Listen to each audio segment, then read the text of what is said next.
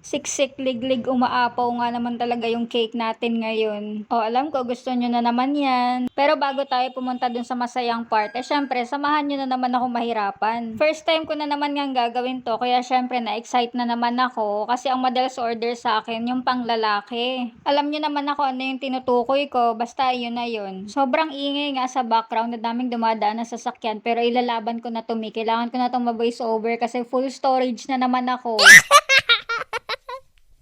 Nag-start muna ako dito sa pinakabundok niya. Ang size niyan, bento size lang na 4x2. Tapos, yung pinatong ko na maliit, parang 3 inches lang siguro yun. Para lang ma-form natin siya na parang dome. Kaya kailangan medyo maliit yung size ng cake dun sa ibabaw niya. Itong square cake na pagpapatungan natin, size 7x7 yan. Tapos, ganache lang tayo all the way, pang filling tsaka pang frosting kasi nga ifo-fondant natin tong cake na to. Medyo na-overheat ko pa nga tong chocolate ganache na to kasi kung mapapansin nyo, glossy siya, lumabas na talaga yung oil niya. Pero nakaya naman, nagawa ng paraan, nagamit pa rin natin. Tapos, ito na yung bento cake na hinugis natin na pa dome kanina. 'Di ba natanggal natin siya dun sa cake board. Naglagay lang tayo ng vegetable shortening para hindi siya dumikit sa ilalim. Matanggal natin siya ng buo. Tapos dito, medyo na-stress ako ng very light sa part na to kasi parang feeling ko bitin yung cake. Buti na lang, hindi ko pa nagawang cake in a cups yung mga trimmings natin nung nakaraan dun sa number cake. Nagamit natin siya dito. Tawang-tawa din talaga ako sa part na to eh. Ewan ko ba kung anong pinaggagawa ko dito. Di ba nga, dinagdagan ko yung mga sides niya, pati yung dulo. Tapos, tatabasin ko rin naman pala. O di ba, ewan ko ba kung lutang ako or ano. Yung effort pa ako mag-ganache, tapos magtatapyas din naman pala ako dun sa sides na dinagdag ko. O di ba, nakakainis. Ang gusto ko nga kasing ma-achieve is yung parang may katawan siya. Pero ang send naman sa akin ni customer, yung mismong bubelya lang talaga. Eh dahil nga pala decision tayo, hindi ako kontento na ganun lang. Kaya ayan, nagdagdag na naman ako ng details. Challenge na naman nga kasi ako ng classmate ko nung high school. Siya yung umorder neto. Ang sabi ba naman sa akin, Alam ko maganda ka na gumawa, pero mas gandahan mo pa ha, yung bongga. o, 'di ba? Sino hindi mape-pressure doon? Pero okay lang naman. Kaso nga lang, yung budget meal ka, tapos gusto mo bongga.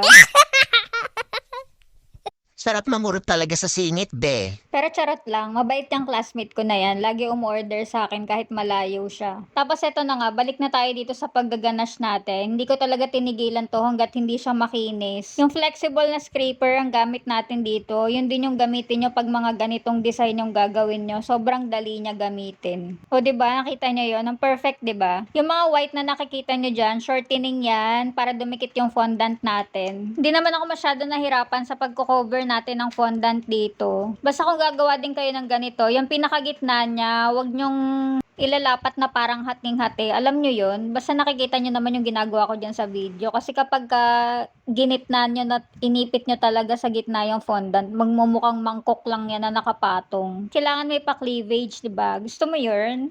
Mabuti pa talaga cake.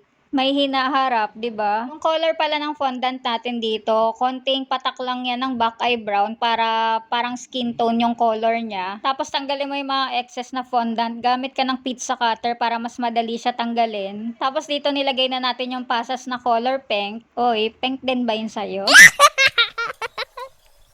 Tapos, syempre, lalagyan natin siya nung pangmalakasan na red na innerwear niya. Victoria's Secret pa yata yan. Sana all talaga. Medyo nahihirapan ako i-edit tong video na to Hindi ko kasi alam kung paano siya tatakpan. Hindi naman siguro ako mare-restrict, no? Tapos, naglagay na lang din tayo ng black na details doon nga sa innerwear niya para masyala. O, diba? Para tayong gumagawa ng kalahating katawan ng mannequin. Pero sana all talaga maumbok. Medyo na-stress pa nga yung classmate ko na umorder neto sa pagdi-deliver. Pero deserve.